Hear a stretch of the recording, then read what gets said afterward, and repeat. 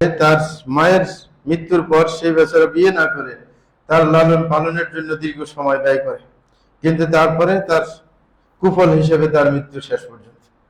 এগুলো ঘটছে সমাজের মধ্যে, যদিও এটা আপনার অনলাইনে হওয়ার কারণে প্রচার পেয়েছে, কিন্তু অনেক অনাচার দুরাচার পিতা মাতার প্রতি সমাজের রন্ধ্রে রন্ধ্রে ঢুকে আছে, যেগুলো অনলাইনে আসে না। সুতরাং এই ব্যাপারটা আমাদের স্মরণ করতে হয় যে মাতা পিতার প্রতি আমাদের দায়িত্ব কর্তব্য কতটুকু এবং তাদের অবাধ্যতার পরিণতি কি, সেটা জানলে হয়তো বা ব্যাপারগুলো একটু সহজ হবে এবং মাতা পিতার প্রতি শ্রদ্ধাবোধ আসবে। প্রথমত কথা হচ্ছে যে আল্লাহ জাল্লাহু হচ্ছেন আমাদের স্রষ্টা, কিন্তু একজন ব্যক্তি দুনিয়াতে আসার মাধ্যম হচ্ছে মাতা পিতা। সুতরাং আল্লাহর অধিকারের পরেই তাদের অধিকার। এই কারণে কোরআন মাজিদের মধ্যে অনেক আয়াতের মধ্যে আল্লাহর অধিকারের পাশাপাশি মাতা পিতার অধিকার রাখা হয়েছে। আল্লাহ জাল্লাহু এক আয়াতের মধ্যে বলেন, ওয়াবুদুল্লাহ ওয়ালা তুশরিকু বিহি শাইআ ওয়া বিল ওয়ালিদাইনি ইহসানা। আল্লাহ বলেন যে তোমরা আল্লাহর ইবাদত করো, আল্লাহর সাথে কোনো কিছুকে শরীক করবে না এবং মাতা পিতার প্রতি সদাচরণ করবে। তাইলে আল্লাহর অধিকারের পরেই মাতা পিতার অধিকার রাখা হয়েছে। এমনকি কৃতজ্ঞতার ক্ষেত্রেও যে আল্লাহর কৃতজ্ঞতার পাশাপাশি মাতা পিতার কৃতজ্ঞতা আদায়ের জন্য বলা হয়েছে। আল্লাহ জাল্লাহু বলেন, আনিশকুরলি ওয়ালিওয়ালিদাইকা ইলাইয়াল মাসির, যে তুমি আমার শুকরিয়া আদায় করবে অথবা তোমার মাতা পিতার শুকরিয়া আদায় করতে হবে। এরপর হুমকি দিয়েছেন প্রচ্ছন্নভাবে যে আমার দিকে তোমাদের ফিরে আসতে হবে। সুতরাং ফিরে আসলে কর্তব্যে অবহেলা করলে তার হিসাব অবশ্যই দিতে হবে। এরকম ভাবে আল্লাহ জাল্লাহু বলেন, ওয়াকাদা রাব্বুকা আল্লা তা'বুদু ইল্লা ইয়্যাহু ওয়া বিল ওয়ালিদাইনি ইহসানা, যে তোমার প্রতিপালক আদেশ দিচ্ছেন যে তোমরা একমাত্র তারই ইবাদত করবে এবং মাতা পিতার সাথে সদাচরণ করবে। এবং কি ধরনের সদাচরণ?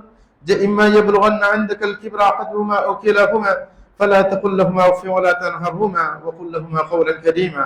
আল্লাহ জাল্লাহু বলেন, তোমাদের কাছে যদি তোমাদের মাতা পিতার কোনো একজন অথবা উভয়জন যদি বার্ধক্যে উপনীত হয়, তখন তোমরা তাদেরকে শব্দ পর্যন্ত উচ্চারণ করবে না তাদের সামনে। কেন বার্ধক্যের কথা বলা হয়েছে? কি বুড়ো বয়স ছাড়া কি তারা অবহেলায় ভুগবে? জোয়ান অবস্থায় না, কারণ বুড়ো বয়সে মানুষের মানসিকতা খুবই আপনার নর্মাল থাকে, ছোট বাচ্চার মতো হয়ে যায়, যে কোনো হালকা আঘাতে কিন্তু তারা আঘাতপ্রাপ্ত হয়। এই কারণে বার্ধক্য বয়সের কথাটা বিশেষভাবে বলা হয়েছে যে তাদের সামনে শব্দ বলবে না। শব্দ হচ্ছে বিরক্তিমূলক শব্দ, যে আপনি ব্যস্ত আছেন কাজে, আপনার মাতা পিতার কেউ কোনো আদেশ করেছেন, যে আপনার ব্যস্ততা সত্ত্বেও আদেশ করলে অনেক সময় বলতে পারে না যে আমাকে এরকম বললে কেন, যে ভদ্রতার সুযোগ এতটুকু বললো যে যে আমি ব্যস্ত, তোমরা কি দেখতে পাচ্ছ না? মানে এই শব্দ বলা পর্যন্ত নিষেধ। বলছে ওয়ালা তানহারহুমা, তাদেরকে কোনো ধমক দিয়ে কথা বলতে পারবে না, বরং তাদের জন্য বলবে কাওলান কারীমা, সম্মানজনক কথা তাদের সামনে বলতে হবে, যেন সম্মান ক্ষুণ্ণ না হয় এমন কোনো কথা আপনার বলা যাবে না। হ্যাঁ, এরকম বলছেন ওয়াকফিদ লাহুমা জানাহুদ্দুল মিনার রাহমাহ, এবং তাদের জন্য নম্র হয়ে তাদের সামনে উপস্থিত হতে হবে, দাপট থাকবে না। একজন ব্যক্তি কোনো আপনার পদস্থ কর্মকর্তা হতে পারে, কিন্তু সে যে তার জায়গায়, কিন্তু তার মাতা পিতার সামনে সে ছোট, সে তাদের সামনে নম্র হয়ে আসতে হবে এবং তাদের জন্য সর্বদা দোয়া করতে হবে। আল্লাহ বলছেন ওয়াকুর রাব্বিরহামহুমা কামা রাব্বায়ানি সাগীরা, এবং বলবে হে আমার প্রতিপালক, আপনি তাদেরকে দয়া করুন যেভাবে আমার প্রতিপালনের ছোট বয়সে তারা আমার প্রতি দয়া করেছেন। এবং পাশাপাশি বলেছেন রব্বুকুম আ'লামু বিমা ফি নুফুসিকুম ইন তাকুনু সালিহিন ফাইন্নাহু কানা লিল-আওয়াবিনা গফুরা। এটা আপনার বলার উদ্দেশ্য আছে, কিছু মানুষ এমনও আছে যে সে সদাচরণ করে যাচ্ছে কিন্তু মাতা পিতার পেট ভরে না, এরকমও কিছু আছে। এই কারণে আল্লাহ সামনে তাদের জন্য এই কথা বলেছে যে রব্বুকুম আ'লামু বিমা ফি নুফুসিকুম, যে তোমাদের প্রতিপালক তোমাদের মনের অবস্থা অবশ্যই জানেন। মনের অবস্থা, যে আপনি কি আসলে তার প্রতি শ্রদ্ধাবোধ আছে কিনা এবং আপনি যথাসাধ্য চেষ্টা করছেন কিনা আপনার মাতা পিতাকে সম্মান দেওয়ার, সেটা হচ্ছে আল্লাহর দেখার বিষয়। হতে পারে ভুল চুক হতে পারে, মানে অনেক সময় দেখা যায় আপনি অনাকাঙ্ক্ষিত ভাবে বলতেও পারেন না যে সে আপনার উপর রাগ করছে, ক্ষুদ্র কোনো বিষয় নিয়েও। এই কারণে আল্লাহ বলছেন না, তোমরা যদি তোমাদের মন যদি ঠিক থাকে ইন তাকুনু সালিহিন, এবং তোমরা যদি নেককার হয়ে থাকো, তাদের সাথে ভালো আচরণ করে থাকো, ফাইন্নাহু কানা লিল-আওয়াবিনা গফুরা, তাহলে যারা আল্লাহমুখী তাদেরকে আল্লাহ ক্ষমা করে দিবেন। ছোটখাটো ভুল হয়ে গেলে সেটা নিয়ে পাকড়াও করবে না। এবং আল্লাহ অন্য আয়াতে বলেন ওয়াসাইনাল ইনসানা বিওয়ালিদিহি হুসনা, যে আমি মানুষকে আদেশ করছি যে তাদের মাতা-পিতার সাথে সদাচরণ করতে হবে। এবং এই সদাচরণ আপনার মাতা-পিতার সাথে করা, সেটা নবীদের একটা বৈশিষ্ট্য হিসেবে আল্লাহ জাল্লাহু শাআনহু উল্লেখ করেছেন। আল্লাহ জাল্লাহু শাআনহু ইয়াহইয়া আলাইহিস সালাম সম্পর্কে বলেন, ইয়া ইয়াহইয়া খুযিল কিতাবা বিকুওয়া ওয়া আতাইনাহুল হুকমা সাবিয়্যা ওয়া হানানাম মিন লাদুন্না ওয়া যাকাতান ওয়া কানা তাকিয়্যা ওয়া বাররাম বিওয়ালিদিহি ওয়া লাম ইয়াকুন জাব্বারান আসিয়্যা ওয়া সালামুন আলাইহি ইয়াওমা ওয়ালিদা ওয়া ইয়াওমা ইয়ামুতু ওয়া ইয়াওমা ইউবআসু হাইয়্যা। আল্লাহ জাল্লাহু শাআনহু বলেন, হে ইয়াহইয়া, তুমি কিতাবকে শক্তভাবে ধারণ করো এবং আমি তোমাকে ফয়সালার সে দক্ষতা তোমাকে দিয়েছি ছোটবেলা থেকেই। ওয়া হানানাম মিন লাদুন্না, এবং আমার পক্ষ থেকে তোমার জন্য দয়া নাজিল করেছি, ভালোবাসা নাজিল করেছি। ওয়া যাকাতা, এবং পবিত্রতা নাজিল করেছি। এবং ওয়া কানা তাকিয়্যা, আল্লাহ বলছেন সে ছিল আল্লাহ ভীরু। ওয়া বাররাম বিওয়ালিদিহি, আল্লাহ বলেন ইয়াহইয়া আলাইহিস সালাম ছিলেন মাতা-পিতার প্রতি সদাচারী, মাতা-পিতার প্রতি সদাচারী ছিলেন। ওয়া লাম ইয়াকুন জাব্বারান আসিয়্যা, কখনো হঠধর্মী ছিলেন না তাদের প্রতি এবং তাদের বিরুদ্ধে আচরণ করেননি কখনো। এবং এই কারণে বলছেন ওয়া সালামুন আলাইহি ইয়াওমা ওয়ালিদ ওয়া ইয়াওমা ইয়ামুতু ওয়া ইয়াওমা ইউবআসু হাইয়্যা, এই কারণে তিনি শান্তি প্রাপ্ত হবেন যখন তিনি জন্মগ্রহণ করেছেন, মৃত্যুবরণ করবেন এবং যখন জীবিত হয়ে কিয়ামতের দিন উঠবেন। ঈসা আলাইহিস সালাম সম্পর্কে আল্লাহ বলেন, قال إني عبد الله آتاني الكتاب وجعلني نبيا وجعلني مباركا أينما كنت وأوصاني بالصلاة والزكاة ما دمت حيا وبرا بوالدتي ولم يجعلني جبارا شقيا والسلام علي يوم ولدت ويوم أموت ويوم أبعث حيا। তিনি বলছেন যে আমি আল্লাহর বান্দা, কারণ যখন তার মাকে অপবাদ দেওয়া হয়েছে বেবিচারের, তখন আল্লাহ যে শান ছোট বয়সে তাকে কথা বলার ক্ষমতা দিয়েছেন, তখন তিনি বলছিলেন আমি আল্লাহর গোলাম। আতানিয়াল কিতাব, আল্লাহ যে শান আমাকে কিতাব দিয়েছেন এবং আমাকে নবী বানিয়েছেন। ওয়াজআলিনি মুবারাকা, এবং আমাকে বরকতময় করেছেন যেখানে আমি থাকি না কেন। এটা কিন্তু গুরুত্বপূর্ণ। একজন মানুষ যেখানেই থাকুক না কেন, যদি সে সমাজের জন্য, ইসলামের জন্য যদি বরকতময় হয়ে থাকে, তাহলে এটা তার জন্য বিরাট সৌভাগ্যের বিষয়। বলছে ওয়াসানি বিসসালাহ, এবং আল্লাহ জাল্লাহু আমাকে আদেশ করেছেন সালাতের, যাকাতের, যতক্ষণ পর্যন্ত আমি জীবিত থাকব। এবং বলছেন ওয়াবাররান বিওয়ালিদাতি, এবং আমাকে আদেশ করা হয়েছে যেন আমি আমার মায়ের প্রতি সদাচারী হই। ওয়ালাম ইয়াজআলনি জাব্বারান শাকিয়্যা, তিনি আমাকে হঠধর্মী এবং আপনার শাকিয়্যা মানে কমবখ্ত বানাননি, এবং আমার প্রতি সালাম শান্তি বর্ষিত হবে আমার যখন জন্মগ্রহণ করেছি, মৃত্যুবরণ করব এবং কিয়ামতের দিন উঠব। এবং পাশাপাশি আমাদের নবী সাল্লাল্লাহু আলাইহি ওয়াসাল্লাম মাতা পিতার প্রতি সদাচরণ করার জন্য উৎসাহিত করেছেন। হযরত ইবনে মাসউদ রাদিয়াল্লাহু আনহু থেকে বর্ণিত, তিনি বলেন যে আমি রাসূল আকরাম সাল্লাল্লাহু আলাইহি ওয়াসাল্লামকে জিজ্ঞাসা করেছি, বলছিলাম ইয়া রাসূলুল্লাহ আইয়ুল আমালি আফদাল, যে আল্লাহর রাসূল কোন আমলটা সবচেয়ে বেশি শ্রেষ্ঠ? তখন তিনি বললেন আসসালাতু আলা মিকাতিহা, যে সময় মতো সালাত আদায় করা, সালাতের সময় হলেই সালাত আদায় করা। তখন আমি আবার বললাম সুম্মা আইয়ুন, তারপরে কোন কাজটা সবচেয়ে বেশি আল্লাহর কাছে শ্রেষ্ঠ? তখন তিনি বললেন বিররুল ওয়ালিদাইন, মাতা পিতার সাথে সদাচরণ করা। এরপর আমি বললাম তারপরে কোনটা? তখন তিনি বললেন আল জিহাদু ফি সাবিলিল্লাহ, আল্লাহর পথে জিহাদ করা। তাহলে এই হাদিসের মধ্যে রাসূল আকরাম সাল্লাল্লাহু আলাইহি ওয়াসাল্লাম সালাতের পরপরই মাতা পিতার সাথে সদাচরণ করাকে রাখলেন জিহাদের চাইতেও অগ্রগণ্য করলেন, জিহাদের চাইতেও গুরুত্বপূর্ণ। এরকম ভাবে আব্দুল্লাহ ইবনে আমর রাদিয়াল্লাহু তাআলা আনহু থেকে বর্ণিত, তিনি বলেন যে আকবালা রাজুলুন ইলা নবিয়্যিল্লাহ ফাকাল, যে একজন ব্যক্তি রাসূল আকরাম সাল্লাল্লাহু আলাইহি ওয়াসাল্লামের কাছে এসে বললেন উবাইয়ুকা আলাল হিজরাতি ওয়াল জিহাদ ইয়াবতাগি আল আজরা মিনাল্লাহ, যে আমি চাচ্ছি আপনার হাতে বায়াত করার জন্য, যে আমি হিজরত করব আপনার কাছে এবং আমি জিহাদ করব আপনার সাথে থেকে, আমি চাচ্ছি আল্লাহর কাছে সওয়াবের আশা করছি। তখন রাসূল আকরাম সাল্লাল্লাহু আলাইহি ওয়াসাল্লাম বললেন ফাল মিন ওয়ালিদাইকা আহাদুন হাই, যে তোমার মাতা-পিতার কেউ কি এখনো জীবিত আছে? তখন সে বলল নাম বাল কিলাহুমা, যে দুইজনই জীবিত আছে। তখন রাসূল আবারও জিজ্ঞাসা করলেন ফাতাবতাগি আজরা মিনাল্লাহ, তুমি কি আসলে আল্লাহর সন্তুষ্টি চাও? মানে আবার জিজ্ঞাসা করলেন, সে তো আগে বলল যে আমি হিজরত করতে চাই, এবং জিহাদ করতে চাই আল্লাহর সন্তুষ্টির জন্য। আবার জিজ্ঞাসা করছেন যে তুমি কি আসলেই সওয়াব চাচ্ছ কিনা, আল্লাহর পক্ষ থেকে সওয়াবের আশা করছো? সে বলে যে অবশ্যই। তখন রাসূল বললেন ফারজি ইলা ওয়ালিদাইক ফাআহসিন সুহবাতাহুমা, যদি আল্লাহর সন্তুষ্টি চাও তাইলে জিহাদ করতে হবে না, হিজরত করে আমার কাছে আসতে হবে না, মাতা পিতার কাছে চলে যাও, তাদের সাথে ভালো আচরণ করো। একজন ব্যক্তি রাসূল আকরাম সাল্লাল্লাহু আলাইহি ওয়াসাল্লামের কাছে এসে জিহাদের অনুমতি চাইলেন, যে আপনার সাথে থাকবো, জিহাদ করব। তখন রাসূল তাকেও বললেন আহাইয়ুল ওয়ালিদাক, যে তোমার মাতা পিতা কি এখনো জীবিত আছে? তখন সে বলল অবশ্যই আছে। তখন রাসূল বললেন ফাফিহিমা ফাজাহিদ, তাইলে তাদের সাথে সদাচরণ করো, তাদের খেদমত করো, তাইলে জিহাদের সওয়াব মিলে যাবে। রাসূল আকরাম সাল্লাল্লাহু আলাইহি ওয়াসাল্লাম আরেকটা হাদিসের মধ্যে বলেন যে লা ইয়াজি ওয়ালাদুল ওয়ালিদা ইল্লা আন ইয়াজিদাহু মামলুকান ফায়াশতারিহু ফায়ুতিকাহ। রাসূল বলেন কোন সন্তান তার মাতা পিতার প্রতিদান দিতে পারবে না কোশ্চেন কালো, শুধুমাত্র একটা পন্থায় পারবে, সেটা কিন্তু এই যুগে সম্ভব না। সেটা হচ্ছে যদি কারোর মাতা পিতা যদি গোলাম বান্দি থাকে, সে স্বাধীন হয়ে গেছে কিন্তু তার মাতা পিতা এখনো গোলাম বান্দি হিসেবে থেকে গেছে, তাহলে যদি তাদেরকে টাকা দিয়ে খরিদ করে যদি স্বাধীন করা যায় তাহলে একমাত্র তাদের প্রতিদান দেওয়া সম্ভব, এছাড়া কোনোভাবে সম্ভব নয়। আর গোলাম বান্দি এখন আর নাই, হ্যাঁ, যার কারণে এটা আর হচ্ছে না। হযরত আবু সাঈদ খুদরী রাদিয়াল্লাহু তাআলা থেকে বর্ণিত, তিনি বলেন যে একজন ব্যক্তি ইয়ামান থেকে হিজরত করে রাসূলের কাছে আসলেন। তখন রাসূল জিজ্ঞাসা করলেন হাল্লাকা আহাদুন বিল ইয়ামান, যে তোমার কি ইয়ামানে কেউ আছে, তোমার মাতা পিতা কেউ? সে বলছে আমার মাতা পিতা উভয়জনে আছে। তখন বলছেন আদিনা, তোমাকে এখানে আসার জন্য তারা কি অনুমতি দিয়েছে? তখন সে বলল না, আমাকে অনুমতি দেয়নি। তখন বললেন ইরজি ইলাইহিমা ফাস্তাদিরহুমা, যে তুমি চলে যাও তাদের কাছে, তাদের কাছ থেকে আবার অনুমতি নিয়ে আসো। ফাইন আদিনা লাকা ফাজাহিদ, যদি অনুমতি দেয় তাহলে আমার সাথে থাকতে পারবে, জিহাদ করতে পারবে। আর ওয়াইল্লা ফাবিরহুমা, আর যদি অনুমতি না দেয় তাহলে তাদের কাছে থেকে তাদের খেদমত করবে, তাদের সাথে সদাচরণ করবে। হযরত জাবের রাদিয়াল্লাহু আনহু থেকে বর্ণিত, তিনি বলেন যে একজন ব্যক্তি এসে বললেন ইয়া রাসূলুল্লাহ ইন্নালি মালান ওয়া ওয়ালাদা, যে হে রাসূল আমার সম্পদ আছে, সন্তান আছে, ওয়া ইন্না আবি ইউরিদু আন ইজতাহামালি, অথচ আমার পিতা চাচ্ছে আমার সমস্ত সম্পদ নিয়ে নিতে। সন্তান আছে বলছে আমার পিতা চাই যে আমার সমস্ত সম্পদ নিয়ে নিতে, অথচ আমার ছেলে সন্তান আছে, হ্যাঁ, তারপরেও। তখন রাসূল বললেন আনতা ওয়া মালুকা লিআবি, তুমি তোমার সম্পদ সবই তোমার বাপের।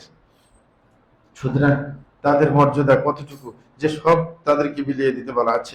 কিন্তু এই বলে মাতা পিতা খুশি হওয়ার কিছু না যে সমস্ত সন্তানের সম্পদ গ্রাস করে নেবেন, ওকে রাস্তায় নামিয়ে দিবেন, এটা না। এটা তার মর্যাদা বোঝানো হয়েছে এবং তাকে এই কথা বলে উৎসাহিত করা হচ্ছে যে কিছু সম্পদ নিলেও, হ্যাঁ, তোমার কোনো সমস্যা নেই, হ্যাঁ, তাদের নেওয়ার অধিকার আছে। এই জন্য হ্যাঁ, কিন্তু মাতা পিতা অবশ্যই বুঝতে হবে যে সন্তানের প্রতি যদি সন্তানের আপনার ভালো আচরণ যদি আপনি কামনা করতে চান, সন্তানের প্রতি ইনসাফ করতে হবে। যেরকম নোমান ইবনে বাশীর রাদিয়াল্লাহু তাআলা আনহু যখন দ্বিতীয় বিয়ে করলেন, হ্যাঁ, তখন তার প্রথম করে নোমান ইবনে বাশীর ছিলেন, বাশীরের ছেলে নোমান। তো সে বলতেছিল যে আমার মা যখন আমার বাপ দ্বিতীয় বিয়ে করে, তখন দ্বিতীয় করে তো অনেকগুলো সন্তান হয়ে গেছে, আমি আগের করে একটাই সন্তান। তখন আমার মা চাচ্ছিল যে আমার নামে একটা গোলাম মানে নিতে আমার জন্য, যে বাপকে বলছে যে তোমার যে গোলামটা আছে নোমানকে দিয়ে দাও, হ্যাঁ, প্রথম ঘরের সন্তান, এই জন্য। তো বলছে ঠিক আছে দিয়ে দিলাম।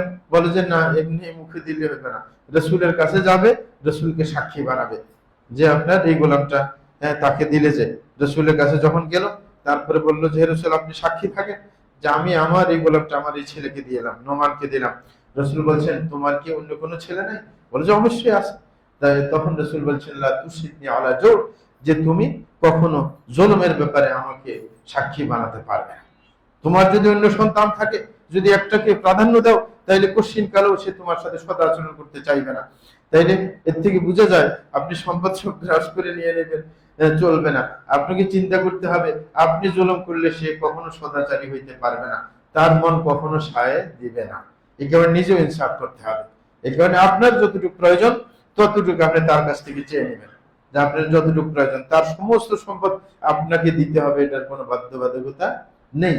অনেকে নিজের ছেলে বিদেশ থেকে টাকা পাঠায়, সবগুলা সে নিজের ইচ্ছা মতো খরচ করে, অন্য সন্তানকে দিয়ে দেয়, হ্যাঁ, আপনার জায়গা জমি সবাই নামে কিনে বসে, না, অসম্ভব।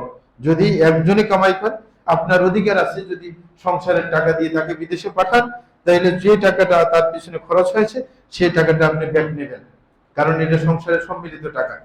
টাকাটা ব্যাক নেবেন, যদি কোনো সম্পদ হারান সেটা আবার নিয়ে নেওয়ার চেষ্টা করবেন, নেওয়ার পর তারপরে সে কামাই করবে, আপনার প্রয়োজন মিটাইবে। কারণ যদি সংসারে একমাত্র সে কামাই করে তাহলে সংসারের খরচ তো সেই চালাইবে, কিন্তু পরে যদি অন্য সন্তানও কামাইতে শুরু করে তাহলে অবশ্যই তার থেকেও নিতে হবে।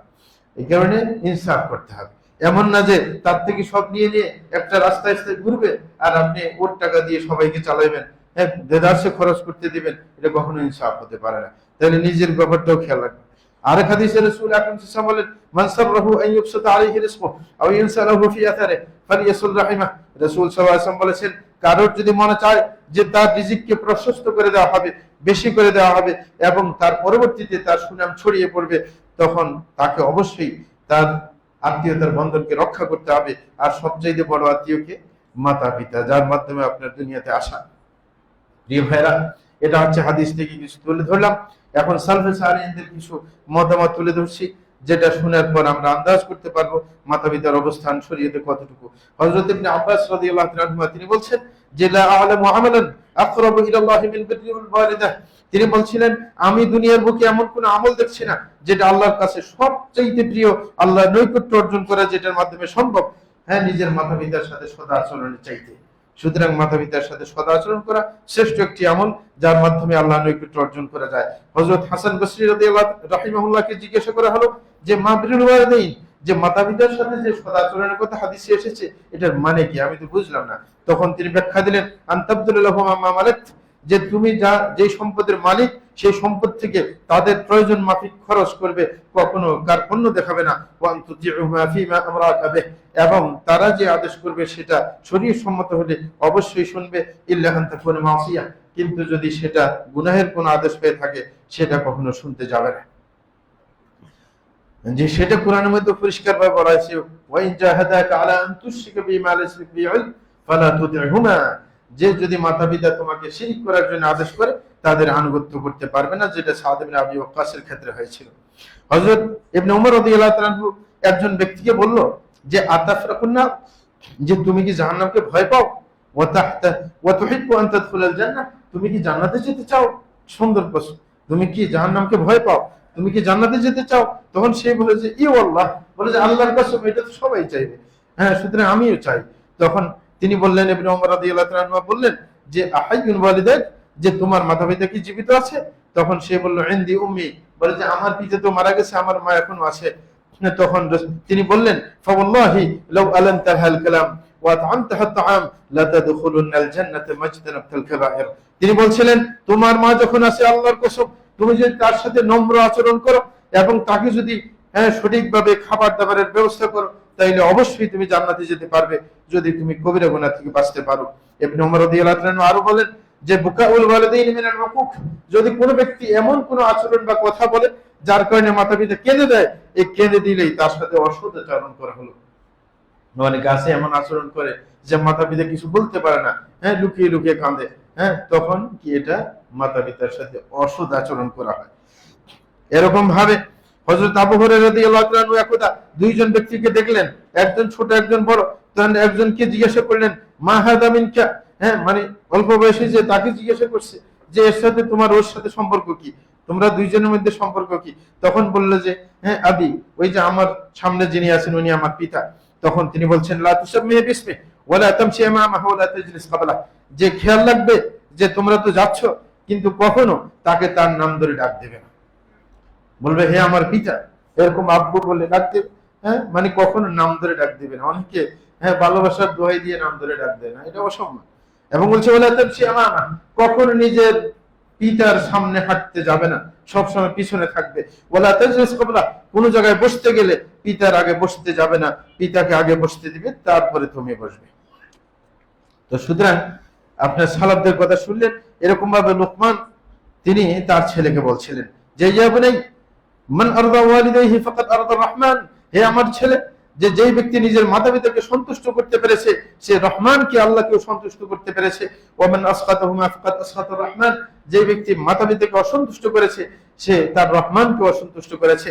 এবং তিনি আরো বলেন হে ইয়া বুনাই ইন্নাল ওয়ালিদাইনি বাবুন মিন আবওয়াবিল জান্নাহ, যে মাতা পিতা হচ্ছে জান্নাতের গেট।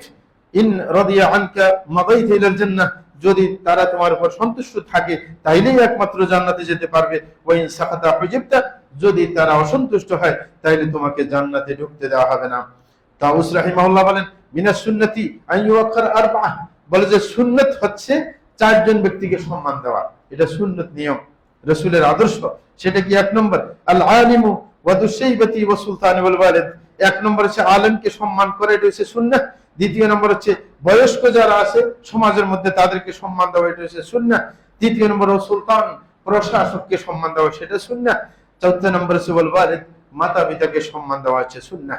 আমাদের দেশে অনেক সময় যারা খারিজি টাইপের, সরকারকে কিভাবে লাঞ্ছিত করবে সেই চেতনা নিয়ে সব সময় কি থাকে, কিভাবে লাঞ্ছিত করা যায় না, প্রশাসককে সম্মান প্রদর্শন করা, এটাও সুন্নাহ নিয়ম। এবং বলা হচ্ছে যে ইন্না মিনাল জাফাই আন ইয়াদউ রাজুলু ওয়ালিদাহু বিসমিহি, এবং তিনি বলছেন এটা মারাত্মক অসৎ আচরণ যে কোনো ব্যক্তি তার পিতাকে তার নামে ডাকবে। হিশাম রাহিমাহুল্লাহ হাসান বসরিকে বললেন ইন্নী আতাআল্লামুল কুরআন, হাসান বসরিকে বললেন যে আমি কোরআন পড়তে যাই, ওয়া ইন্না উম্মি তানতাযিরুনি বিল আশা, আর আমার মা আমার জন্য খানা নিয়ে, রাত্রের খানা নিয়ে বসে থাকে। মানে আমি কোরআন পড়ার জন্য শিক্ষকের কাছে যাই, কিন্তু আমার মা নিজে খায় না, সে আমার জন্য খানা নিয়ে বসে থাকে। এখন আমার কি করণীয়?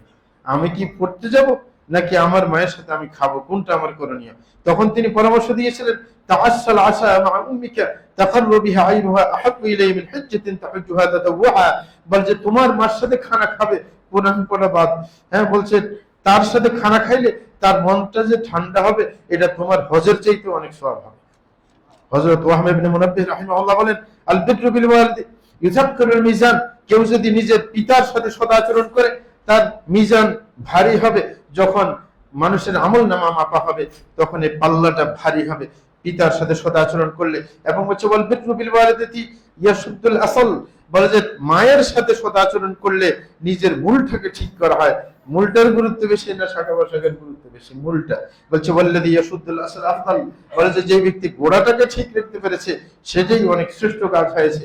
অনেকে পিতাকে গুরুত্ব দেয়, পিতার একটা অবস্থান আছে, কিন্তু মা সাধারণ ঘরের গৃহিণী, মায়ের কোনো গুরুত্ব নেই। বলছে তুমি যদি বাপের সাথে সদাচরণ করো, গোড়াটা যদি শেষ করে দাও তাহলে তো হইল না, তোমার মূল গোড়া তো সেই।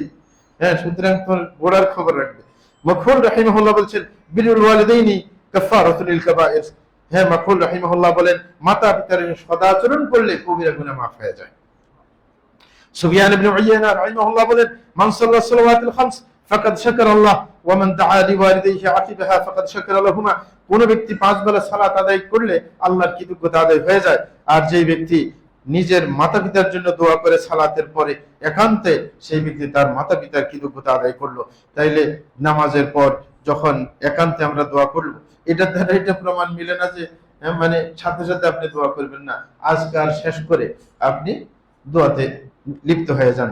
ফাইদা ফারাগতা ফানসাব, যে আপনি যখন কাজ শেষ করবেন তারপরে আল্লাহমুখী হবেন। মুজাহিদ রাহিমাহুল্লাহ চমৎকার কথা বলেছিলেন, তিনি বলেন লা ইয়ানবাগি লিল ওয়ালাদি আন ইয়াদফা ইয়াদা ওয়ালিদিহি আনহু ইযা দারাবা, যে কোন সন্তানকে যদি কোনো পিতা মারধর করে তাহলে আপনার হাত দিয়ে প্রতিরোধ করা হচ্ছে কি তার সাথে অসৎ আচরণ করা, বরং চুপ করে থাকবে। হ্যাঁ, যে মারলেও হাত দিয়ে প্রতিরোধ করবে না। অনেকে আছে না হাত দিয়ে প্রতিরোধ করতে যায়, যে ব্যাট ধরতে যায় বা এরকম কিছু না, হ্যাঁ, ধরা যাবে না। এবং তিনি বলছিলেন ওয়ামান শাদ্দান নাযরা ইলা ওয়ালিদাইহি ফালাম ইয়াবরহুমা, কোন ব্যক্তি যদি তার মাতা পিতার দিকে এরকম গরম চোখে যদি তাকায়, সে মাতা পিতার সাথে অসৎ আচরণ করেছে। মাতা পিতার সাথে গরম চোখে তাকানো যাবে না, যে রাগান্বিত হয়ে তাদের দিকে চোখ বড় বড় করে তাকাইলেন, সেটা অসৎ আচরণ করা। এবং তিনি বললেন ওমান আদখালা আলাইহিমা হুজনান ফাকাদ আক্কাহুমা, তিনি বলছিলেন এমন কোন আচরণ যদি করে মাতা পিতা যদি চিন্তিত হয়, আগে তো ইবনে ওমর বলছেন কাঁদে ফেলে না, বলে যে শুধু চিন্তিত হয়, এরকম কোন কাজ করলেও অসৎ আচরণ করা হয়। অনেকে আছে তাকে বলছে যে রাত্রে তাড়াতাড়ি বাসায় ফিরতে, সে বাসায় ফিরে নাই, একটু দেরি করে আসছে, অথচ মা বসে বসে চিন্তা করতেছে। অনেক সময় আপনি দেখবেন, হ্যাঁ, প্রত্যেকেই যাদের মা এখনো আছে, দেখা যাচ্ছে বউ ঘুমাই পড়ছে কিন্তু মা কিন্তু জেগে আছে, মা কিন্তু সন্তান কখন আসবে সেই চিন্তায় থাকে, অস্থির থাকে। সুতরাং এই যে তাকে আপনি যেতে পারতেন তারপরও আপনি যাননি, তাকে চিন্তিত করলেন দীর্ঘ সময়ের জন্য, এটাও তার সাথে অসৎ আচরণ। মুহাম্মদ বিন হাইরিজ রাহিমাহুল্লাহ বলেন মান মাসা বাইনা ইয়াদি আবিহি ফাকাদ আক্কা, কোন ব্যক্তি যদি তার পিতার সামনে দিয়ে হাঁটে সেটাও অসৎ আচরণ করা হলো। ইল্লা আন ইয়ামশিয়া ফি মিথলাহুল আদা আন তারিকি, তবে যদি খেয়াল থাকে যে আমি সামনে দিয়ে হাঁটি, যে ময়লা টয়লা দেখলে এগুলো সরিয়ে দিব, তাহলে অসুবিধা নেই। বলছেন ওমান দাআ আবাহু বিসমিহি আও কুনিয়াতিহি ফাকাদ আক্কা, বলে যে কোন ব্যক্তি তার পিতাকে যদি তার নামে ডাকে অথবা উপনামে ডাকে, সেটাও তার সাথে অসৎ আচরণ করা হলো। কি বলবে? ইল্লা আন ইয়াকুলা ইয়া আবাতি, বরং সে আরবি ভাষায় বলবে ইয়া আবাতি, হে আমার পিতা। আমাদের দেশে তো ওই যে আব্বু ডাক দেয় না, সুতরাং এইভাবে কখনো নাম ধরা যাবে না। হ্যাঁ, এরকম ভাবে তাদের সাথে অসৎ আচরণ হয়ে যাবে। প্রিয় ভাইরা আমার, এখন আমরা যখন সদাচরণের ফজিলত জানতে পারলাম এবং সেটা আমাদের জন্য করা বাধ্যতামূলক, এবং সেটা সর্বোৎকৃষ্ট আমল আল্লাহর নৈকট্য পাওয়ার জন্য, সদাচরণ কিভাবে হয় জীবদ্দশায়, কিভাবে হয় মৃত্যুর পরে, দুটোটা কিন্তু জানা দরকার। আমার জীবদ্দশায় কি কাজ করলে আমার মাতা পিতার সাথে সদাচরণ করা হবে। এবং অনেকের আছে মাতা পিতা মরে গেছে, জীবদ্দশায় সে ভালো আচরণ করতে পারে নাই, কিন্তু এখন তার করার ইচ্ছা আছে, কিভাবে করবে, এই দুইটাও জানা দরকার। এগুলো সংক্ষেপে বলছি, সময় কম। 1 নম্বর, জীবদ্দশায় যেটা করণীয় সেটা হচ্ছে প্রথমত আল্লাহর কৃতজ্ঞতা আদায় করতে হবে যে আমার মাতা পিতা এখনো আমার জীবদ্দশায় বেঁচে আছে, যে আমি এখন পাচ্ছি তাদেরকে। অনেকে যাদের মাতা পিতা এখন নাই, তারা বুঝতে পারে যে তাদের আমি তো খেদমত করতে পারছি না, আমার জন্য তো কেউ অপেক্ষা করছে না, আমার জন্য তো কেউ দোয়া করছে না, হ্যাঁ ঠিক না, এরকম একটা চেতনা আছে। এই কারণে আপনার মাতা পিতা যে এখনো জীবিত আছে, এটা যে আল্লাহর বিশাল নিয়ামত। এবং আপনার মাতা পিতা যে আপনার সাথে থাকতে চাচ্ছে, অনেকে আছে ছেলে আছে 5-6টা, কিন্তু বলে যে তোমার সাথে আমি থাকবো। এই যে সে যে রাজি হচ্ছে, আপনার প্রতি যে তাদের দুর্বলতা আছে, এটা আপনার সৌভাগ্য। এই জন্য আল্লাহর কৃতজ্ঞতা আদায় করবেন। আল্লাহ জাল্লাহু বলেন, রব্বি আউজি'নি আন আশকুরা নি'মাতাকাল্লাতী আন'আমতা আলাইয়া ওয়া আলা ওয়ালিদাই, যে এভাবে বলবেন, হে আমার প্রতিপালক, আপনার আমি কৃতজ্ঞতা আদায় করছি যে আপনি যে নিয়ামত আমাকে দিয়েছেন এবং আমার মাতা পিতাকে যে নিয়ামত দিয়েছেন সেটার জন্য কৃতজ্ঞতা আদায় করছি। তাইলে মাতা পিতার যে নিয়ামত, এটার জন্য কৃতজ্ঞতা আদায় করতে হবে। দ্বিতীয় নম্বর হচ্ছে যে মাতা পিতার সামনে, তাদের সামনে বলতে হবে, কৃতজ্ঞতা আদায় করতে হবে যে আপনি আমার জন্য অনেক খাটনি করছেন, যে অনেক কষ্ট করেছেন আমাকে লালন পালনের ক্ষেত্রে, সুতরাং আপনাদেরকে আল্লাহ জাযায়ে খায়র দেখ, এরকম বলতে হবে। হ্যাঁ, বললে তাদের মনটা ভালো থাকবে, খুশি থাকবে, যেটা পরবর্তীতে হযরত আবু হুরায়রার আচরণের কথা বলবো সামনে। আল্লাহ জাল্লাহু বলেন, ওয়াসাইনাল ইনসানা লিওয়ালিদাইহি হামালাতহু উম্মুহু ওয়াহনান আলা ওয়াহন ওয়া ফিসালুহু ফি আমাইন আন ইশকুর লি ওয়া লিওয়ালিদাইহি ইলাইহিল মাসির। আল্লাহ জাল্লাহু বলেছেন যে আমি মানুষকে আদেশ করেছি যে মাতা পিতার সাথে সদা আচরণ করার জন্য। কেন? বলে যে হামালাতহু উম্মুহু ওয়াহনান আলা ওয়াহন, যে তার মায়ের কেন সদাচরণ করবে তার সাথে? কারণ সে কষ্টের পর কষ্ট সহ্য করে তাকে বহন করেছে, কারণ মা পেটে অনেক দিন ধারণ করেছে, অনেক কষ্ট হয়েছে তার। এই জন্য, এই কারণে হযরত ইবনে উমর এক সময় তওয়াফ করতেছিলেন, ইয়েমেনের এক লোক তার মাকে পিঠের করে নিয়ে বাইরে পিঠের উপর তওয়াফ করতেছে। হযরত ওমরের সাথে দেখা, ইবনে উমরের সাথে, বলতেছে আমি যে ইয়েমেন থেকে আমার মাকে কাঁধে করে নিয়ে আসছি, হজ করলাম, এখন কিন্তু বিদায় তওয়াফ করতেছি, এই যে এত কিছু করলাম, এত দূর থেকে নিয়ে আসলাম, তখন তো ওটার পিঠে আসতো, পিঠের মধ্যে নিজের মাকে বেঁধে বলেছে আমি কি তার, হ্যাঁ, যে অবদান আমার উপর আছে, অবদানের কি আমি ক্ষতিপূরণ দিতে পারছি, যে তার অবদানের প্রতিদান দিতে পারছি কিনা? তখন তিনি বলছেন, বলো বলে যে তুমি কিসের তার প্রতিদান দিবে? তুমি যখন পেটে ছিলে, হ্যাঁ, তখন যে মানে যখন প্রসব বেদনা উঠেছিল, এটার এখনো হয়নি, এটার বিপরীতে প্রতিদান দেওয়া এখনো হয়নি। মানে প্রসব বেদনা কিন্তু খুব কঠিন। অনেক মহিলা কিন্তু অনেক সময় থেকে প্রসব বেদনার সময় অনেক বেদনা অনুভব করে, অনেকে চিৎকার দিকে থাকে। যারা হসপিটালে দেখবেন, আপনার যেখানে আপনার প্রসূতিরা থাকে ওইখানে চিল্লা ফাল্লা অনেক, তাইলে অনেকে অসহ্য যন্ত্রণা ভোগ করে। বলে যে এটার বিপরীতেও কিছুই হয় না, এত যে কষ্ট করলে। সুতরাং অনেকে মনে করে আমি অনেক কিছু করে ফেলছি, না। তো সুতরাং বলছে যে ওয়াফিসালুহু ফি আমাইন, বলে যে শুধু তোমাকে বহন করেনি, বরং তোমাকে 2 বছর দুধ পান করিয়েছে। হ্যাঁ, এই কারণে আমার কৃতজ্ঞতা আদায় করবে এবং মাতা পিতার কৃতজ্ঞতা আদায় করবে। দ্বিতীয় নম্বর হচ্ছে কোনোভাবে উল্টো কোনো কথা বলে তাদেরকে কষ্ট দেওয়া যাবে না। এই কারণে আল্লাহ বলছেন ফালা তাকুল্লাহুমা উফ ওয়া লা তানহারহুমা। 4 নম্বর হচ্ছে যে তাদের সামনে নম্র আচরণ করতে হবে, ওয়াকফিদ লাহুমা জানাহাতুল মিনার রাহমা। 5 নম্বর হচ্ছে তাদের প্রয়োজনীয় যত খরচা লাগে, সাধ্য থাকলে সব দিতে হবে। এমনকি যদি সাধ্য না থাকে, আপনার সন্তান খাবে, তারাও আপনার সাথে খাবে। এমন না আমার সন্তান নিয়ে আমি চলতে পারছি না, আপনাকে কি দেব না।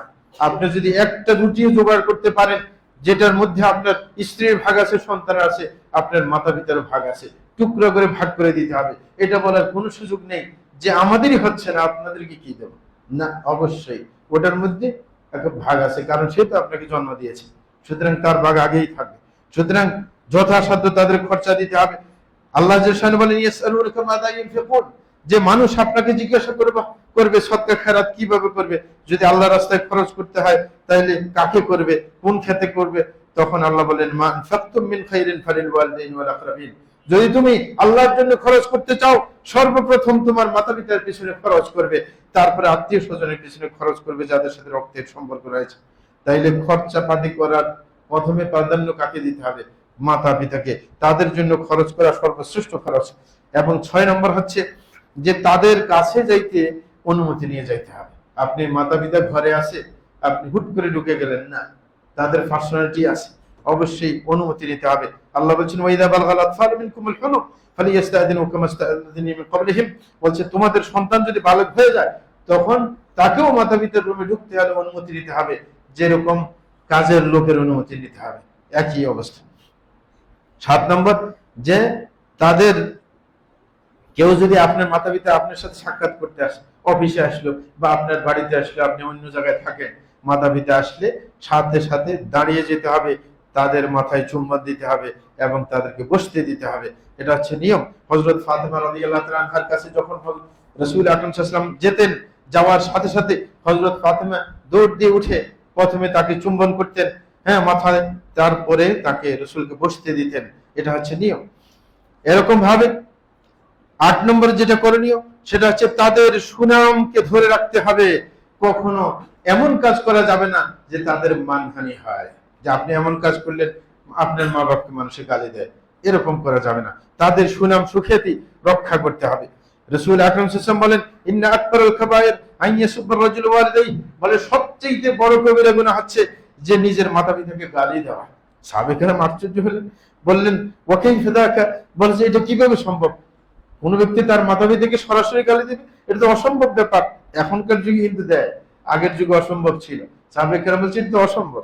তখন রাসূল বলছেন না, অন্যভাবে হয়। বলছে ইয়াস্তাব রাজুল ফায়াসুব্বু আবা, বলে যে কেউ আরেকজনের সাথে ঝগড়া লাগছে, ওরে গালি দিছে, তার মা বাপকে গালি দিছে, ও রিপিট করে তার মা বাপকে গালি দিছে, তাইলে এটা হচ্ছে সবচেয়ে বড় গুনাহ। তাইলে সে গালির কারণ হইল যে ওর মা বাপকে গালি দেওয়ার কারণে তো তার মাতা পিতাকে সে গালি দিল।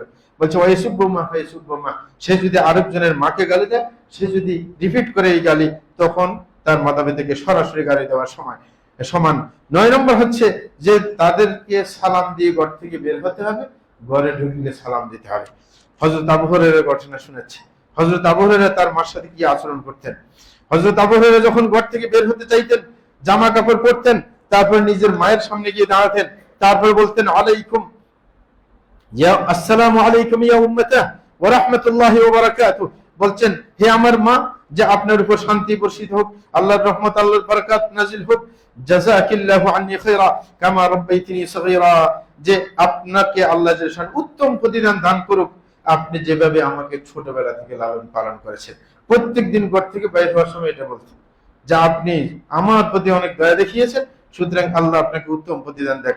সাথে সাথে তার মা উত্তরে বলতো ওয়া আনতা ইয়া বুনাইয়া ফাজাযাকাল্লাহু আন্নী খায়রা কামা বারারতানি কাবীরা, মা বলতো উত্তরে নিজের সন্তানকে, তার মা বলতো হে আমার আদরের ছেলে, আল্লাহ তোমাকে উত্তম প্রতিদান দেখ, আমি বয়স্ক হয়ে গেছি, তুমি আমার সাথে সদা আচরণ করতেছো। সুতরাং তাকে এরকম দোয়া করে দিতেন। এইভাবে তিনি আবার ঘরে, এটা তো ঘর থেকে বাইরে হওয়ার সময়, আবার ঘরে ফিরলে আবারও একই রকম তার সাথে আচরণ করতেন, সালাম দিতেন, বলতেন। প্রিয় ভাইরা, 10 নম্বর হচ্ছে যে বেশি বেশি তাদের সাথে সদা আচরণ করে তাদের জন্য মাঝে মাঝে হাদিয়া তোফা নিয়ে এসে তাদেরকে খুশি করা। মানে আপনি দূরে গেছেন, তাদের জন্য কোনো কিছু হাদিয়া নিয়ে আসবেন যেন তারা খুশি হয়। 11 নম্বর হচ্ছে যে তাদের সম্পদ হেফাজত করবেন।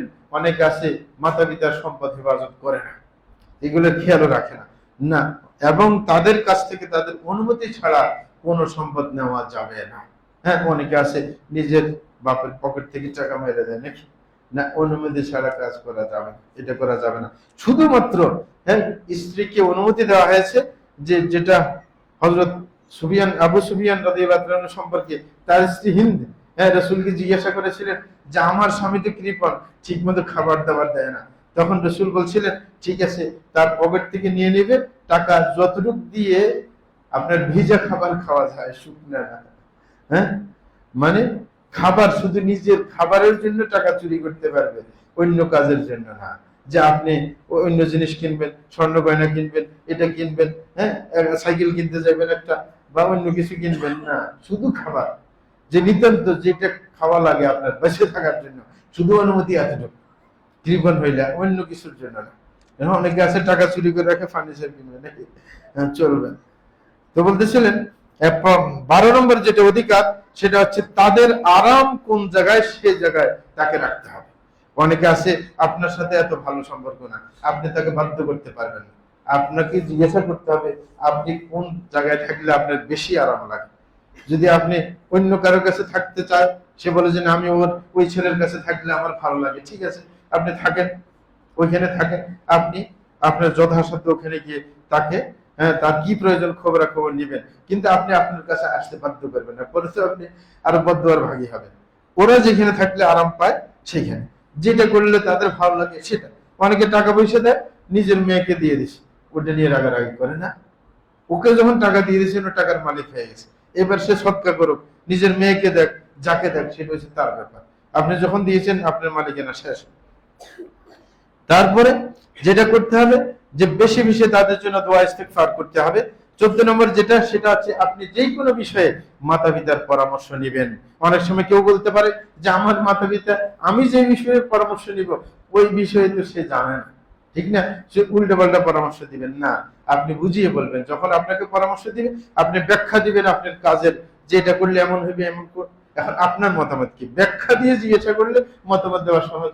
হ্যাঁ, সে যদি না জানে, আপনি ব্যাখ্যা দিবেন যে আমার এই পরিস্থিতি হয়েছে, এটা করলে আমার মনে হয় এই লাভ হবে, এটা করলে এই লাভ হবে, এখন আপনি কি বলেন।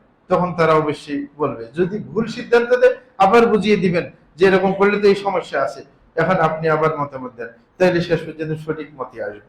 15 নম্বর, সেটা হচ্ছে বের হওয়ার জন্য, কোন নফল কাজের জন্য বের হওয়ার জন্য মাতা পিতার অনুমতি অবশ্যম্ভাবী। 16 নম্বর হচ্ছে এমন কোনো কাজ করা যাবে না যেটাতে তারা কোনোভাবে নাখোশ হতে পারে। প্রিয় ভাইরা আমার, এখন হচ্ছে বললাম যে জীবদ্দশায় যেগুলো করলেন সবকিছু তো বলা যায় না, কিন্তু কিছুটা বলা হয়েছে। এখন হচ্ছে মৃত্যুর পরে, কারণ আজ কিন্তু শেষ করতে হবে, এই জন্য মৃত্যুর পরে করণীয় কি। কারণ আমাদের মধ্যে অনেক বয়স্ক ব্যক্তি আছে, যেমন আমি আছি, মাতা পিতা নেই, এখন আমার করণীয় কি? আমি আমার মাতা পিতা মৃত্যুবরণ করেছে, তার জন্য কি করব, সেটাই সামনে আমাদের আলোচনার বিষয়। আস্তাগফিরুল্লাহ লি ওয়া লাকুম ওয়া লিসাইরিল মুসলিমিন ইন্নাহু হুয়াল গফুরুর রহিম।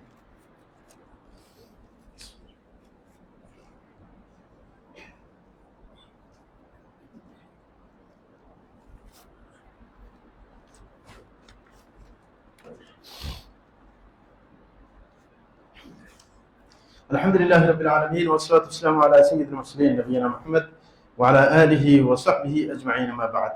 প্রিয় ভাইরা, দ্বিতীয় যে বিষয় নিয়ে আমরা আলোচনা করব সেটা হচ্ছে যে মাতা পিতার মৃত্যুর পর আমার করণীয় কি। 1 নম্বর করণীয় সেটা যে তাদের জন্য আমরা দোয়া করব। যখনই আমি আমার জন্য দোয়া করতে যাব, যে কোনো সময় মাতা পিতাকে ভুলবো না, তখনই তাদের জন্য দোয়া করব। যেটা আল্লাহ যে শান শিক্ষা দিয়েছেন, যে বলবে রব্বিরহামহুমা কামা রাব্বায়ানি সগীরা, এরকম দোয়া করবে। এই জাতীয় আরো, যে এটা না পারে অন্যান্য দোয়া করবে, নিজের মাতা পিতার ক্ষমার জন্য দোয়া করবে। রাসূল আকরাম সাল্লাল্লাহু আলাইহি ওয়াসাল্লাম বলেন ইদা মাতাল ইনসানু ইনকাতা আনহু আমালুহু ইল্লা মিন সালাসা, বলতেছে কোন ব্যক্তি যদি মারা যায়, তার আমলের দরজা বন্ধ হয়ে যায়, তবে 3টা পথ খোলা থাকে মৃত্যুর পরেও। একটা হচ্ছে ইল্লা মিন সাদকাতিন জারিয়া, যদি আপনি কোনো লম্বা কোনো কাজে সদকা করে থাকেন, যেটা আপনার মৃত্যুর পরেও চলমান থাকবে। যেমন একটা মসজিদ করে গেলেন, একটা টিউবওয়েল বসিয়ে গেলেন, যতদিন টিউবওয়েল চলতে থাকবে, মানুষের পানি নেবে, ততদিন আপনার সওয়াব চলতে থাকবে, যদি আপনি মৃত্যুবরণ করলেন না। হ্যাঁ, এরকম ভাবে কেউ কোনো প্রতিষ্ঠান করে গেল, কিয়ামত পর্যন্ত চলতে থাকবে, সুতরাং এটার বেনিফিট আসতেই থাকবে। হ্যাঁ, আও ইলমিন ইউনতাফাউ বিহি। দ্বিতীয় নম্বর হচ্ছে কোনো জ্ঞান যদি রেখে যাওয়া যায়, যে জ্ঞানের মাধ্যমে মানুষ উপকৃত হবে, সেটা ওয়াজ নসিহতের মাধ্যমে হতে পারে, যে আপনার জ্ঞান বংশ পরম্পরা এরকম চলতে থাকবে, অথবা লেখার মাধ্যমে হতে পারে, যে বইপত্র লিখে গেলেন, যেরকম ভাবে আগের যারা ইমাম বুখারী মুসলিম যারা হাদিস সংকলন করে গেছেন, তাদের বই কিয়ামত পর্যন্ত থাকবে, মানুষ পড়তে থাকবে, সুতরাং এটার সব কিয়ামত পর্যন্ত চালু থাকবে। এরকম ভাবে 3 নম্বর, আওয়ালাদিন সালিহুন ইয়াদউ লাহ, কেউ যদি নেককার সন্তান রেখে যায়, তাহলে সে তার জন্য দোয়া করবে। শেখ ইবনে উথাইমিন রাহিমাহুল্লাহ বলেছেন, এই হাদিস এটাই প্রমাণ করে যে নেককার সন্তানরাই একমাত্র দোয়াতে সবসময় ব্যস্ত থাকে, মাতা পিতার জন্য বদকার হলে ভুলে যায়, মাঝে মাঝে স্মরণ করে, কেউ স্মরণ করাই দিলে। এই কারণে নিজের সন্তানকে নেককার বানাইতে হবে, তাহলে দোয়ার নিশ্চয়তা মিলবে, যে আপনার কথা স্মরণ করবে, দোয়া করবে। বদকার হলে সে নিজের জন্য দোয়া করবে না। অনেক বদকার আছে, হুজুরকে দেখলে বলে যে হুজুর দোয়া করে দেন, ওকে হাতিয়ে দিয়ে দোয়া চায়, কিন্তু নিজের জন্য জিন্দিগিতে হাত উঠায় না। মানে মানে এত নিকৃষ্ট, মানে আল্লাহ নিজকে এমন ভাবে ভুলিয়ে দিয়েছে যে তার নিজের লাভটাও নিজে বোঝে না। এবং বিশেষ করে দোয়ার মধ্যে নিজের মাতা পিতার জন্য যেই দোয়াটা মৃত্যুর পর সবচেয়ে বেশি প্রয়োজনীয়, সেটা হচ্ছে তাদের জন্য আল্লাহর কাছে ক্ষমা চাওয়া। কারণ আল্লাহ যদি ক্ষমা করে দেয় কাজ হয়ে গেল। ক্ষমা পাইলেই তো জান্নাত নাকি, ক্ষমা পাইলেই তো জাহান্নাম থেকে মুক্তি মিলে গেল, তারপরে জান্নাত মিলে গেল। এই কারণে সবসময় আল্লাহর কাছে বলতে হবে যে আল্লাহ আমার মাতা পিতাকে ক্ষমা করে দাও, হ্যাঁ, তাদের সমস্ত পাপ মুছে দাও। এরকম ভাবে তাদের ক্ষমার দোয়া করতে হবে। রাসূল আকরাম সাল্লাল্লাহু আলাইহি ওয়াসাল্লাম বলেন যে ইন্না রাজুলা লা তুরফাউ দারাজাতুহু ফিল জান্নাহ ফায়াকুলু আন্না হাযা ফায়ুকালু বিইস্তিগফারি ওয়ালাদিকা লাক। বলে কোন একজন ব্যক্তি দেখবে যে জান্নাতের মধ্যে তার পজিশন মানে উন্নীত আছে, দিন দিন উন্নীত আছে।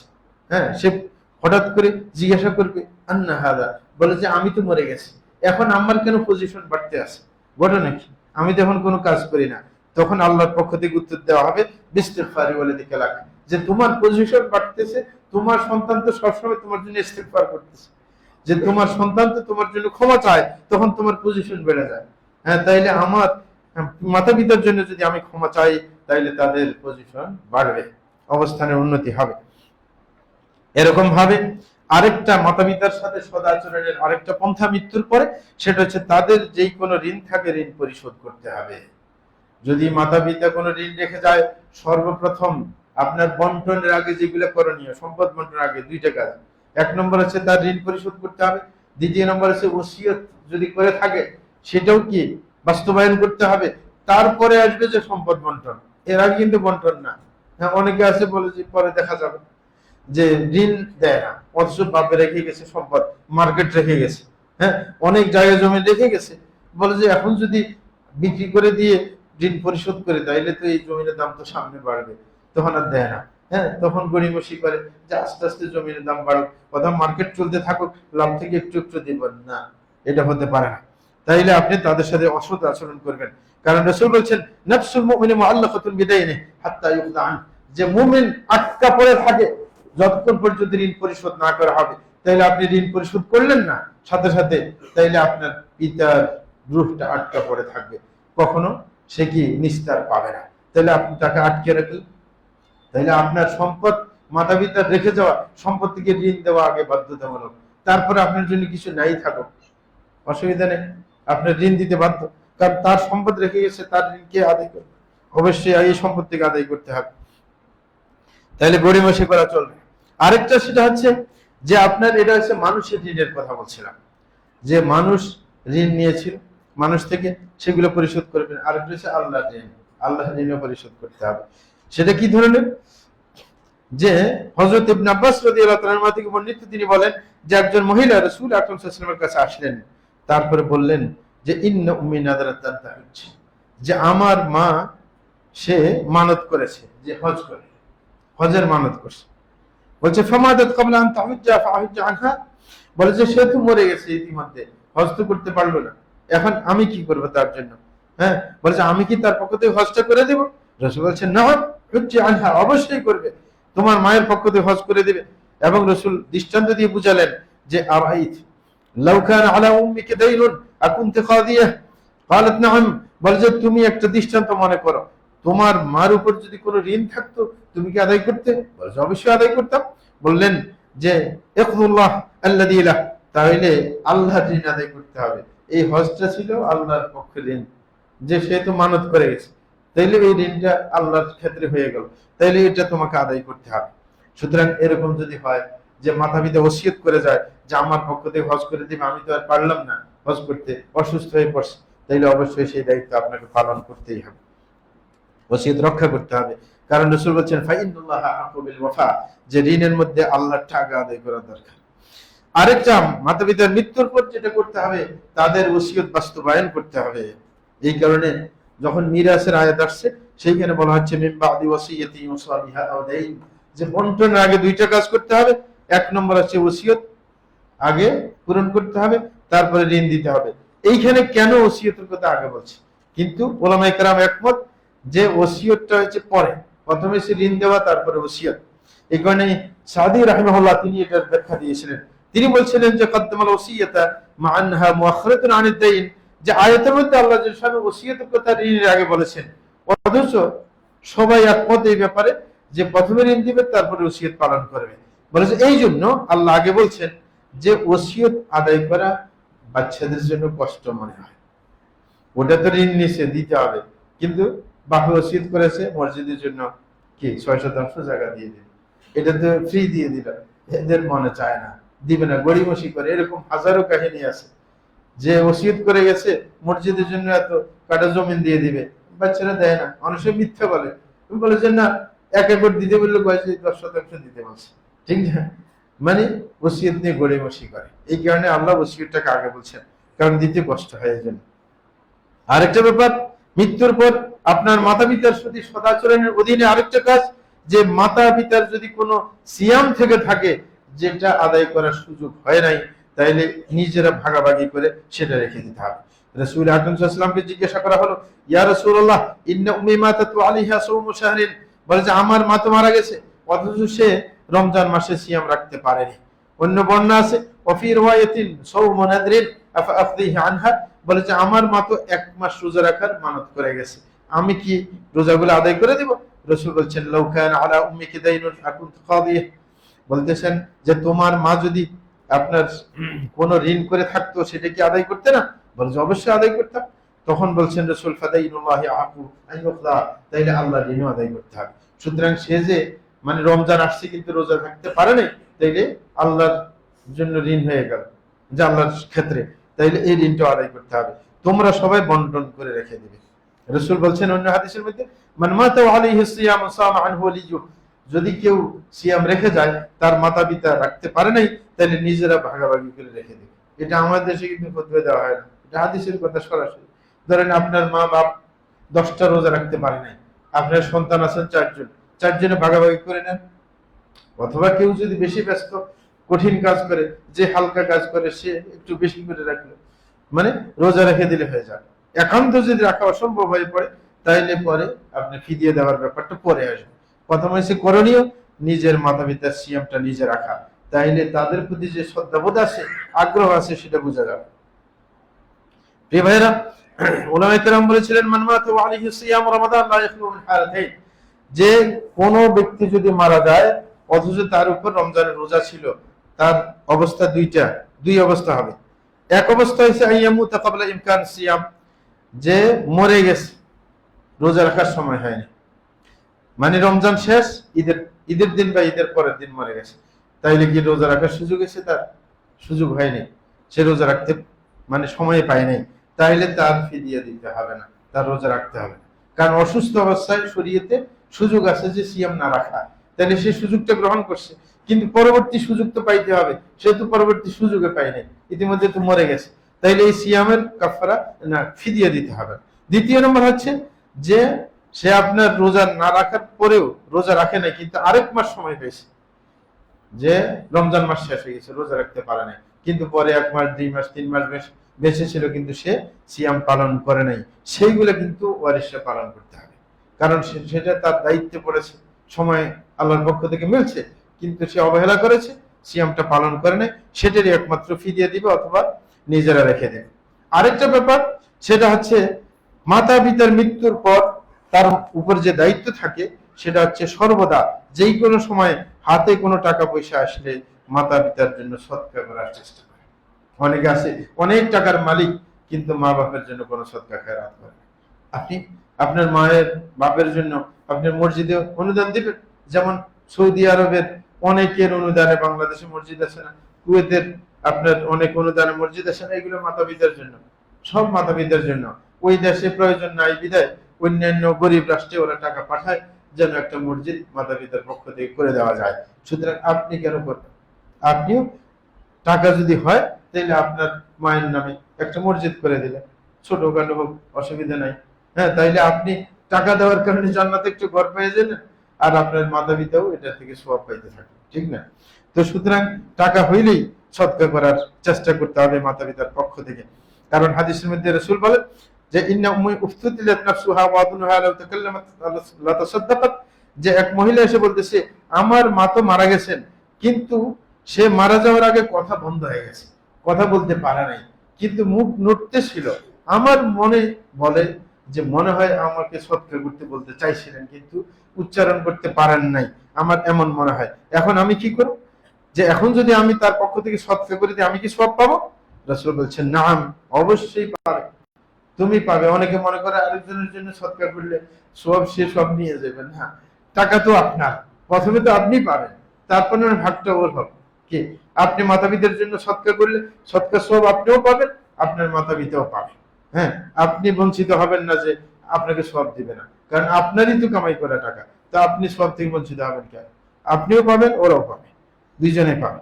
আরেকটা ব্যাপার, সেটা অনেকে করেন না, সেটা হচ্ছে মাতা পিতার মৃত্যুর পর যেটা করণীয়, সেটা হচ্ছে মাতা পিতার সাথে সম্পর্কীয় যত লোক আছে তাদের সাথে সদাচরণ করা।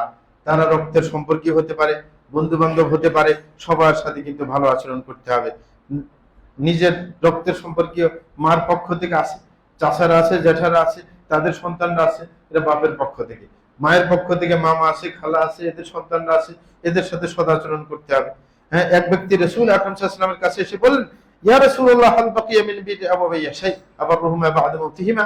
বলে যে হে আল্লাহর রাসূল, আমার মাতা পিতা তো মরে গেছে, এখন আমার করণীয় কি, তাদের জন্য আমি কি করতে পারি? তখন রাসূল আকরাম সাল্লাল্লাহু আলাইহি ওয়াসাল্লাম বলছেন, অবশ্যই করণীয় আছে। কি কি বলছেন? আসসালাতু আলাইহিমা, যে তাদের জন্য আল্লাহর কাছে ক্ষমা চাইবে এবং তাদের জন্য দোয়া করবে। হ্যাঁ, ওয়া ইনফাদু আদিমা মিন বা'দিহিমা, যে তাদের কোনো যদি মৃত্যুর পর তাদের কারোর সাথে যদি কোনো চুক্তি থাকে, চুক্তিগুলো বাস্তবায়ন করবে। হ্যাঁ, তারপরে নম্বর হচ্ছে ওয়াসিলাতুর রাহিম আল্লাতী লা তুসালু ইল্লা বিহিমা, রক্তের সম্পর্কে যত আত্মীয় আছে তাদের অধিকার আদায় করে, তাদের সাথে সদাচরণ করবে। তারপরে নম্বর হচ্ছে ওয়া ইকরামু সাদিকিহিমা, যে তাদের কোনো বন্ধু বান্ধব থাকলে তাদের সাথে সদাচরণ করবে। রাসূল আকরাম সাল্লাল্লাহু আলাইহি ওয়াসাল্লাম হযরত খাদিজার অবদান ওনার উপর বেশি ছিল। এই কারণে হযরত খাদিজা মারা যাওয়ার পর হযরত আয়েশার হাদিস, যে তিনি বলেন যে কিছুদিন পরে পরে একটা ছাগল জবাই দিত, ছাগল জবাই দিয়ে তারপরে খাদিজার বান্ধবীদের কাছে ভাগ ভাগ করে পাঠিয়ে দিত। এটা হচ্ছে মানে তার সাথে সদাচরণ করা, যে কারণ হচ্ছে নিজের তার যে বন্ধু বান্ধব তাদের দয়া তার প্রতি আসে, এই কারণে ওরা বেশি দোয়া করবে অন্য মিসকিনের চাইতে। আপনি যদি আপনার বাপের বন্ধুকে যদি কোনো কিছু হাদিয়া দিয়ে দেন, এরা তো আপনার বাপের সাথে সম্পর্কের কারণে এমনি দোয়া করবে, আর আপনি হাদিয়া দিলে আরো বেশি করবে। কি আর একজন মিসকিনকে দিলে একবারে করে শেষ করবে, কিন্তু এই বেচারা অনেক দিন করবে, কারণ এর তো একটা টান আছেই, বন্ধু মানুষ। এই কারণে বন্ধুকে দিলে, মায়ের বান্ধবীদেরকে দিলে এটা বেশি দিন দোয়া করবে। সুতরাং তাদেরকে হাদিয়া তোফা দেওয়ার চেষ্টা অবশ্যই করতে হবে। এবং রাসূল বলছেন, মান আহাব্বা আন ইয়াসিলা আবাহু ফি কবরিহি ফালিয়াসিল ইখওয়ানা আবিহি বা'দাহু, বলে যে কোনো ব্যক্তি যদি তার বাপের সাথে তার মৃত্যুর পর সদাচরণ করতে চায়, তাইলে তার বাপের যারা ভাইয়েরা আছে, বন্ধুরা আছে, তাদের সাথে সদাচরণ করতে হবে। হযরত ইবনে ওমর সেটার বাস্তবায়ন দেখিয়েছিলেন। হযরত আব্দুল্লাহ ইবনে ওমর রাদিয়াল্লাহু তাআলা একদিন রাস্তা দিয়ে যাচ্ছিলেন, হঠাৎ করে একজন ব্যক্তি তাকে সালাম দিল, বয়স্ক লোক। তখন উনি সাথে সাথে নিজের মাথার পাগড়িটা খুলে ওর মাথার মধ্যে পরাই দিলেন। তারপরে উনি গাদার উপর ছিলেন, গাদার থেকে নামে ওই বেচারাকে গাদার উপর বসাই দিলেন। তারপর উনি রশি ধরে টানতেছিলেন, টান দিয়ে অনেক দূর চলে গেলেন। চলে যাওয়ার পর ওই বেচারা নামছে, নামে ওর বাড়ি দিয়ে চলে গেছে। তখন ওনার সাগরিদরা বলতেছে আশ্চর্য, আপনি ওই বেচারাকে সালাম দিলে তো কাজ হয়ে যায়, সালামের উত্তর দিলে বেচারা সাধারণ মানুষ, ওরা আবার পাগড়ি পরাইতে হবে কেন, ওরা আবার আপনার গাদার পিঠে চড়াইতে হবে কেন? তখন উনি বললেন, ইন্না আবা হাযা কানা বুদ্দান লিউমর, বলেছে এই বেচারার বাপ, মানে এই বেচারাও না, এর বাপ আমার বাপ ওমরের বন্ধু ছিল। তো সুতরাং এই কারণে ওই যে বন্ধুর ছেলে, এই কারণে আমি মানে আমার গাদায় উঠাইলাম, তাকে একটু সম্মান করলাম। কারণ কি? ওই নিসমাত রাসূলুল্লাহ সাল্লাল্লাহু আলাইহি ওয়াসাল্লাম ইয়াকুল, কারণ আমি রাসূলের হাদিস শুনেছি, তিনি বলছেন, ইন্না আবাররাল বিররি সিলাতুল ওয়ালাদি বুদ্দাবি, বলতেছে সবচেয়ে আপনার নিজের পিতার প্রতি যে সদাচরণ, সেটা হচ্ছে যে পিতার মৃত্যুর পর তার জন্য অবশ্যই তার বন্ধু বান্ধব যারা আছে তাদের সাথে সে সদাচরণ করবে, এটা হচ্ছে তার করণীয়। প্রিয় ভাইরা, ইমাম নববী রাহমাতুল্লাহ একটা চমৎকার কথা বলেছিলেন। তিনি বলেন যে ওয়াফি হাদা ফাদলু সিলাতি আসদিকাইল আবি ওয়াল ইহসান ইলাইহিম বিইকরামিহিম, যে এই হাদিস থেকে আমরা যেটা বুঝতে পারি সেটা হচ্ছে নিজের বাপের যত বন্ধু বান্ধব আছে তাদের সাথে আচরণ ভালো করব, তাদেরকে দয়া করব, তাদেরকে দেখলে সম্মানিত করব, এবং পাশাপাশি নিজের মায়ের ক্ষেত্রেও একই কাজ করব, যে মায়ের বান্ধবীরা যারা আছে তাদের খবরাখবর নিব, তাদের সন্তানের খবরাখবর নিব। এইভাবে আমরা আমাদের মাতা পিতা যারা মৃত্যুবরণ করেছেন তাদের সাথে সদাচরণ করার চেষ্টা করব। সময় শেষ, আর একটা ঘোষণা দিয়ে শেষ করছি, সেটা হচ্ছে আগামীকাল হালাকা আছে বাদে মাগরিব। আমাদের আলোচক হবেন আমাদের প্রিয় শেখ ডক্টর মোহাম্মদ সাইফুল্লাহ সাহেব, তিনি আসবেন। সবাই আসার আবেদন থাকলো। আল্লাহ সাল্লাল্লাহু আলাইহি ওয়া সাল্লাম আলা নবিয়্যিনা মুস্তাফা ওয়া হাবিবিল